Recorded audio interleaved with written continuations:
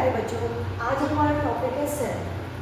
Cell की basically study हम दो बेस पे बच्चों करते हैं। एक करते हैं नंबर ऑफ सेल्स के बिहाफ पे, दूसरा करते हैं स्ट्रक्चर्स के बिहाफ पे।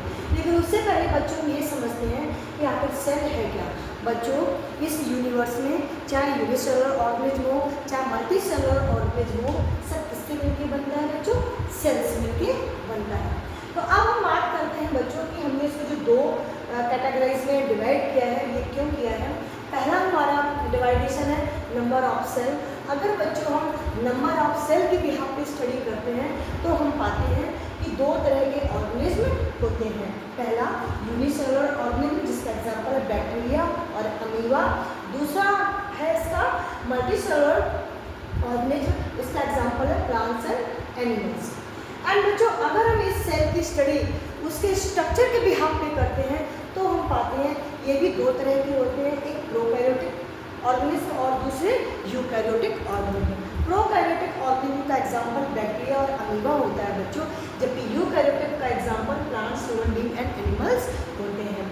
बच्चों, बेसिकली यूनिसेलुलर और प्रोकैरियोट एक ही होते हैं। अंतर बस इतना होता है कि यूनिसेलुलर के जो ऑर्गेनिज्म होते हैं वो सिर्फ किससे बने होते हैं? सिंगल सेल के बने होते हैं, जबकि जो प्रोकैरियोटिक सेल्स होते हैं ये भी सिंगल ही सेल के बने होते हैं। बट इसमें थोड़ा सा अंतर होता है कि इनमें जो इनके ऑर्गन होते हैं, ऑर्गेनेल्स होते हैं, वो कम डेवलप हो जाते हैं। इनमें जो ऑर्गन होते हैं इनकी वो कम डेवलप होते हैं, जबकि इसमें ऑर्गन नहीं होते हैं, सिर्फ सेल्स यहाँ पे काम करते हैं।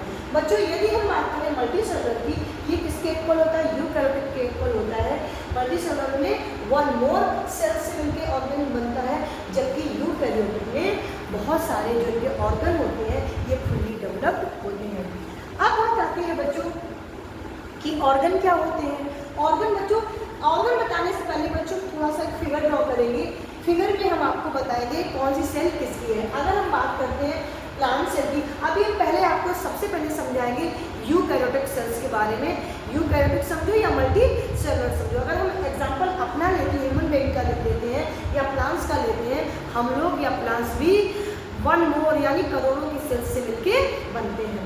तो बच्चों, ये सेल्स भी दो तरह से होती हैं। अगर हम बात करते हैं बच्चों प्लांट्स की सेल की, तो प्लांट की सेल में स्ट्रक्चर इस तरह से होता है। ये इसकी सेल वॉल है और ये सेल मेम्ब्रेन है। बीच में क्या है? न्यूक्लियस है। और ये क्या है? साइटोप्लाज्म है। और इस साइटोप्लाज्म के अंदर इसके सारे के सारे ऑर्गन पड़े होते हैं। ऑर्गन कौन कौन से होते हैं? जैसे बच्चों न्यूक्लियस हो गया, माइटोकॉन्ड्रिया हो गया, लाइसोसोम हो गया, एंडोप्लाज्मिक रेटिकुलम हो गया, ईटीसी। ये सब क्या है? इसके ऑर्गन है, इसमें पाए जाते हैं। ये किसका स्ट्रक्चर है? ये स्ट्रक्चर ऑफ प्लांट है बच्चों। अगर हम बात करें एनिमल सेल्स की, उसकी ओवल शेप में होती है बच्चों। सेम सिस्टम यही होता है। बीच में क्या होता है? न्यूक्लियस होता है। ये क्या है? न्यूक्लियस है। इसमें भी बीच में क्या था? न्यूक्लियस है। और साइटोप्लाज्म पाया जाता है और इसके अंदर भी इसके ऑर्गन पाए जाते हैं। कौन कौन से? न्यूक्लियस हो गया, माइटोकॉन्ड्रिया हो गया, गोल्जी कॉइल हो गया, सेंट्रोसोम हो गया। ये सब कहाँ होते हैं बच्चों? इसी साइटोप्लाज्म के अंदर। अब बात ये आती है कि अगर दोनों सेल, यानी ये प्लांट सेल है, ये किसका स्ट्रक्चर है? ये स्ट्रक्चर ऑफ एनिमल। ये एनिमल की सेल है बच्चों और ये किसकी है? प्लांट्स की सेल है। अब बात ये आती है कि दोनों स्ट्रक्चर अगर सेम है तो ये फिर अलग अलग क्यों है? बच्चों, थोड़ा सा अंतर है। जबकि ये दोनों एग्जाम्पल यूकैरियोटिक के हैं, या हम बोले तो मल्टी सेलुलर के एग्जाम्पल है। अंतर बच्चों इतना है स्ट्रक्चर ऑफ प्लांट यानी प्लांट सेल में और एनिमल सेल में अंतर इतना है कि जो प्लांट सेल होती है उसमें एक तो स्पेशल क्या पाया जाता है? सेल वॉल पाई जाती है। क्या पाया जाता है? सेल वॉल पाई जाती है। एक तो ये स्पेशल।